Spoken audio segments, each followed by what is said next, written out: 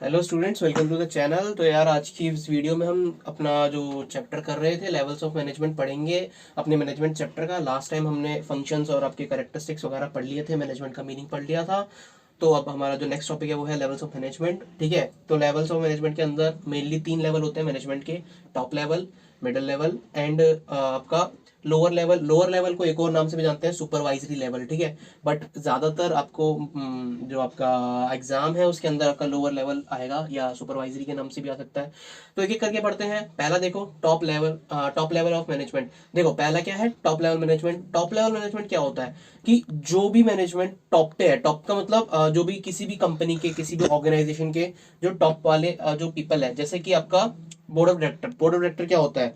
Board of director सारे के सारे जो भी एसेंशियल जो भी इंपॉर्टेंट डिसीजंस है किसी भी ऑर्गेनाइजेशन के अंदर वो बोर्ड ऑफ डायरेक्टर्स लेते हैं। प्रेसिडेंट, कंपनी का जो प्रेसिडेंट होता है, वाइस प्रेसिडेंट होता है, इसके अंदर आपके मैनेजिंग डायरेक्टर आते हैं, इसके अंदर आपके सीईओ आते हैं। ठीक है, ये सब लोग आपके टॉप लेवल मैनेजमेंट के अंदर आते हैं। अब इनकी फंक्शन की अगर मैं बात करूं तो इनका फंक्शन क्या होता है?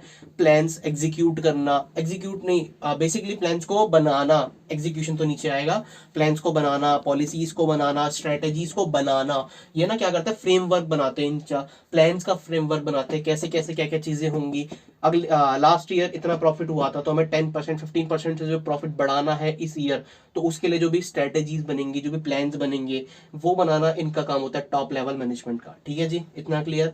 अब आगे middle level of management. Middle level management क्या होता है? मिडिल लेवल मैनेजमेंट का काम होता है जो भी प्लान बनाए उन्हें इंप्लीमेंट करना। ठीक है, उन्हें एग्जीक्यूट करना, उन्हें इस तरीके से उन्हें स्टार्ट करना, एक तरीके से चीजों को प्लान्स के अकॉर्डिंग, स्ट्रेटेजीज के अकॉर्डिंग, जो भी पॉलिसी रूल्स रेगुलेशंस बनाए हैं टॉप लेवल मैनेजमेंट ने, मिडिल लेवल मैनेजमेंट उन्हें इंप्लीमेंट करती है कि हाँ ये चीज ऐसे हो। ठीक है, प्लान स्टार्ट हो।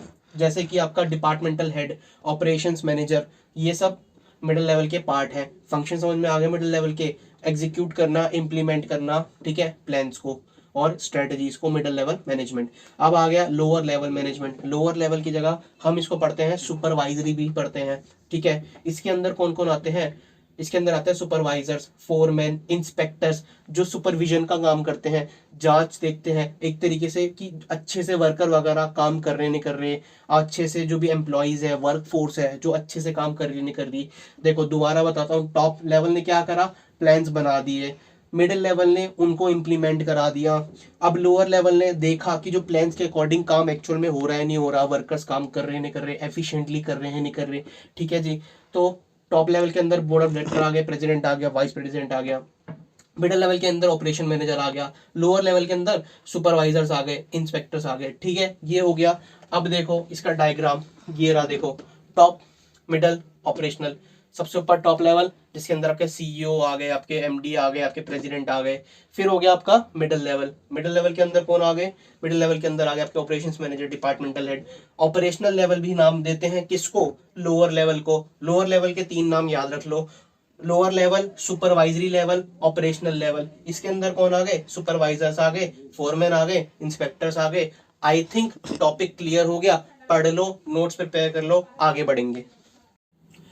आगे बढ़ते हैं। देखो 3 टॉपिक है, छोटे छोटे कवर करते हैं। Management as science, management as an art and management as profession. अब देखो मैनेजमेंट साइंस भी है, मैनेजमेंट आर्ट भी है और मैनेजमेंट प्रोफेशन भी है। अब साइंस और आर्ट तो सबको पता है, लेकिन प्रोफेशन बहुत सारे ऐसे कुछ बच्चे होंगे जिन्होंने 11th क्लास की बीएससी में प्रोफेशन पढ़ा तो है लेकिन याद नहीं है। ठीक है, कोई बात नहीं, मैं बता दूंगा। Management as science. अब देखो मैनेजमेंट एज साइंस का मतलब क्या होता है कि मैनेजमेंट साइंस के जैसा भी है। कैसे है मैनेजमेंट साइंस के जैसा? Systematic body of knowledge. Management एक सिस्टमेटिक बॉडी ऑफ नॉलेज है। मैनेजमेंट के अंदर जो नॉलेज है वो सिस्टमेटिक तरीके से है। जैसे इससे पहले हमने पढ़ा था लेवल्स ऑफ मैनेजमेंट, तो उसमें भी एक सिस्टम की तरह था कि top, middle and lower level. ठीक है, तो एक सिस्टम की तरह नॉलेज है पूरी मैनेजमेंट के अंदर। सेकंड पॉइंट है principles based on experimentation. Second chapter पढ़ेंगे हम प्रिंसिपल्स ऑफ मैनेजमेंट, उसके अंदर हम पढ़ेंगे कि जो प्रिंसिपल्स हैं मैनेजमेंट के, 14 प्रिंसिपल्स होते हैं जो इन्होंने हेनरी फयोल ने दिए, आगे पढ़ेंगे। ठीक है, और कुछ साइंटिफिक प्रिंसिपल्स होते हैं, तो वो सब मैक्सिमम एक्सपेरिमेंटेशन के बेस पे है। एक्सपेरिमेंट करके जो रिजल्ट आया उसके बेस पे प्रिंसिपल्स बनाए गए।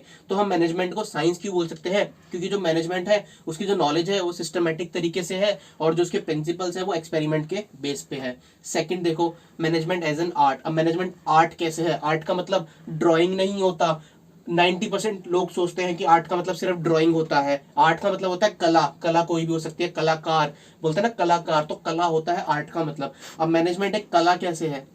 मैनेजमेंट के अंदर थियोरेटिकल नॉलेज है। ये जो आप पढ़ रहे हो, थ्योरी तो पढ़ रहे हो, तो ये क्या है? थियोरेटिकल नॉलेज है। ठीक है जी। Based on creativity. क्रिएटिविटी मतलब आपको अपना दिमाग भी लगाना पड़ता है मैनेजमेंट को अच्छा बनाने के लिए, कि अच्छे से कैसे मैनेजमेंट हो, इजीली कैसे चीजें हो, एफिशिएंटली कैसे हो, इफेक्टिवली कैसे हो, उसमें आपकी खुद की क्रिएटिविटी लगती है। ठीक है जी। ये 2 पॉइंट हो गए। उसके बाद देखो मैनेजमेंट एज प्रोफेशन। प्रोफेशन का मतलब क्या होता है? प्रोफेशन क्या है? प्रोफेशन के अंदर प्रॉपर पर्टिकुलर ट्रेनिंग होती है। प्रोफेशन जैसे कि डॉक्टर एक प्रोफेशन है, सीए एक प्रोफेशन है, लॉयर एक प्रोफेशन है। ठीक है, ऐसी मैनेजमेंट को भी प्रोफेशन क्यों कहा जाता है? क्योंकि मैनेजमेंट के अंदर एंट्री भी रिस्ट्रिक्ट होती है। हर कोई डॉक्टर नहीं बन सकता, उसके लिए आपको एमबीबीएस करनी पड़ेगी। हर कोई सीए नहीं कर सकता, सीए नहीं बन सकता, उसके लिए आपको सीए करनी पड़ेगी। हर कोई लॉयर नहीं बन सकता, आपको उसके लिए एलएलबी करनी पड़ेगी। ऐसी हर कोई मैनेजमेंट का पार्ट नहीं बन सकता, हर कोई मैनेजर नहीं बन सकता, हर कोई मैनेजमेंट नहीं कर सकता प्रॉपर अच्छे ठीक तरीके से। उसके लिए आपको कोई ना कोई अलग अलग जगह से एमबीए वगैरह करनी पड़ती है। ठीक है, आपको बहुत सारे और अदर एजुकेशन करनी पड़ती है। ठीक है। सेकंड पॉइंट उससे रिलेटेड ही है कि फॉर्मल एजुकेशन एंड ट्रेनिंग। अब आपको उसके अंदर भी, जैसे अगर आप एमबीए की बात करें, कि आईआईएम सुना होगा नाम, IIM Indian institute of management, वहां से एमबीए करोगे तब अच्छे मैनेजमेंट आप जा सकते हो। ठीक है, तो वहां पे आपको एजुकेशन मिलती है। अलग अलग ट्रेनिंग इंस्टीट्यूट है दुनिया भर के इंडिया के अंदर, जहां से आपको एक प्रॉपर मैनेजमेंट की ट्रेनिंग मिलती है। उसके बाद ही आप एक ऑर्गेनाइजेशन में सिलेक्ट हो पाते हो एज अ मैनेजर, या आप कोई भी कहीं पे भी मैनेजमेंट कर पाते हो। तो मैनेजमेंट एज प्रोफेशन समझ में आया। Management as science, as art, as profession लिख लो, नोट कर लो, फिर आगे बढ़ते हैं। लास्ट टॉपिक पढ़ते हैं और चैप्टर फिनिश करते हैं। कोऑर्डिनेशन। अब कोऑर्डिनेशन क्या होता है? Process by which a manager synchronizes the activities of different departments. अब सिंक्रोनाइजेस, इसका मतलब होता है कि एक्टिविटीज को सिंक में रखना। सिंक में मतलब कोऑर्डिनेट करना अच्छे से, सिंक में एक के बाद एक चीजें हो रही हैं, वो होता है सिंक्रोनाइज करना। ठीक है जी। सिंक्रोनाइज करता है एक मैनेजर कोऑर्डिनेशन के थ्रू सारी की सारी एक्टिविटीज को डिफरेंट डिफरेंट डिपार्टमेंट्स में, जैसे सेल्स डिपार्टमेंट, प्रोडक्शन डिपार्टमेंट, ठीक है, मार्केटिंग डिपार्टमेंट, इसी तरीके से। तो इसका मतलब क्या है? कोऑर्डिनेशन एक प्रोसेस है जिसके थ्रू मैनेजमेंट सिंक्रोनाइज करता है, अच्छे से मैनेज करता है, अच्छे से सिंक में करके सारी एक्टिविटीज को अलग अलग डिपार्टमेंट्स की, उसको बोलते हैं कोऑर्डिनेशन। कोऑर्डिनेट करना, ठीक है जी, तालमेल बैठाना सारी एक्टिविटीज के बीच में। अब लास्ट टॉपिक है इसका भी, need and importance of coordination. Importance क्या है कोऑर्डिनेशन की, और जरूरत क्यों है कोऑर्डिनेशन की? तो आपकी बुक में बहुत बहुत सारा लिखा होगा, लेकिन एग्जाम में ना तो डेफिनेशन आएगी, हाँ इनमें से कोई ना कोई पॉइंट जरूर आ जाएगा। लास्ट वाला पॉइंट बहुत इंपॉर्टेंट है। ठीक है, पढ़ते हैं। पहला है unity of action. Unity of action का मतलब जितने भी काम हो रहे हैं, जितना भी एक्शन हो रहा है, जितना भी काम हो रहा है, उसको यूनाइट करता है कोऑर्डिनेशन, जिसकी वजह से ऑर्गेनाइजेशन गोल्स अचीव हो सके, चीजें अच्छे से हो सके, तालमेल अच्छे से बैठ सके।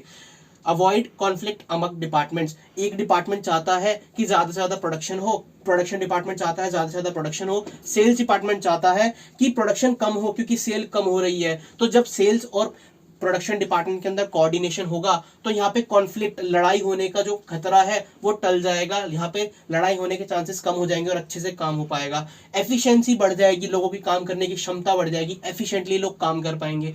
ठीक है जी, सब लोग अलग अलग डिपार्टमेंट में सारे के सारे वर्कर, एम्प्लॉय जो भी हैं अच्छे से काम कर पाएंगे। फोर्थ एंड लास्ट पॉइंट है needs in every function of management. यहाँ पे ऑफ मैनेजमेंट भी आना था, कोई बात नहीं। Needs in every function of management कहने का मतलब है कि हर एक फंक्शन ऑफ मैनेजमेंट में इसकी जरूरत है। बिना कोऑर्डिनेशन के, बिना तालमेल के, ठीक है, कोई भी फंक्शन ऑफ मैनेजमेंट अच्छे से वर्क नहीं कर सकता। देखो कोऑर्डिनेशन, ये देखो 5 फंक्शंस ऑफ मैनेजमेंट है आपके, planning, organizing, staffing, directing, controlling, और सबके बीच में कोऑर्डिनेशन आ रहा है। कोऑर्डिनेशन सारे फंक्शंस ऑफ मैनेजमेंट के लिए जरूरी है। तो लास्ट टॉपिक हमने कोऑर्डिनेशन का पढ़ा। क्या होता है कोऑर्डिनेशन?